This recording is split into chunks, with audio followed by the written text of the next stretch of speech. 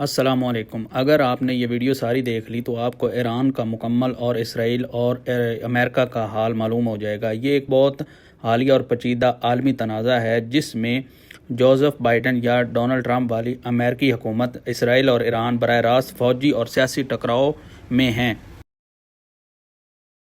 1979 میں ایران میں اسلامی انقلاب کے بعد ایران اور امریکہ کے تعلقات بہت خراب ہوئے۔ اس وقت ایران نے امریکی سفارتکاروں کو یرغمال بنایا تھا جس سے دونوں ممالک میں گہرے اعتماد کا فقدان ہوا تھا۔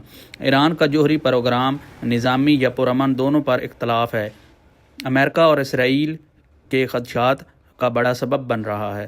اسرائیل ایران کو اپنا سب سے بڑا دشمن سمجھتا ہے، خاص طور پر ایران کی حمایت یافتہ گروہوں جیسے حزب اللہ اور بیلسٹک میزائل پروگرام کی وجہ سے۔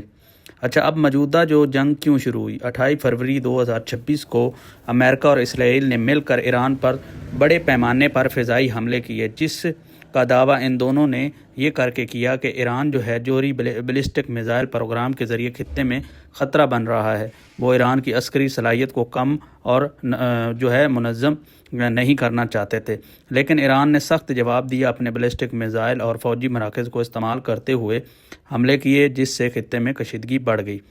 امریکی اور اسرائیلی مقاصد کیا ہیں؟ ایران کے جوہری پروگرام کو روکنا چاہتے ہیں، ایران کی عسکری اور علاقے میں اثر و رسوخ کو کم کرنا چاہتے ہیں، خطے میں جو اپنے اتحادی ہیں جیسے کہ اسرائیل کو مضبوط کرنا چاہتے ہیں۔ اب اسرائیل ایران کو اپنے وجود کے لیے سب سے بڑا خطرہ تصور کرتا ہے۔ ایرانی بیلسٹک میزائل حمایتی گروہوں حزب اللہ وغیرہ کو کمزور کرنا چاہتا ہے۔ یہ دونوں مل کر ایران کے ٹھوس جوہری اور عسکری پروگرام کو روکنے کی کوشش کریں۔ ایران کا موقف کیا ہے؟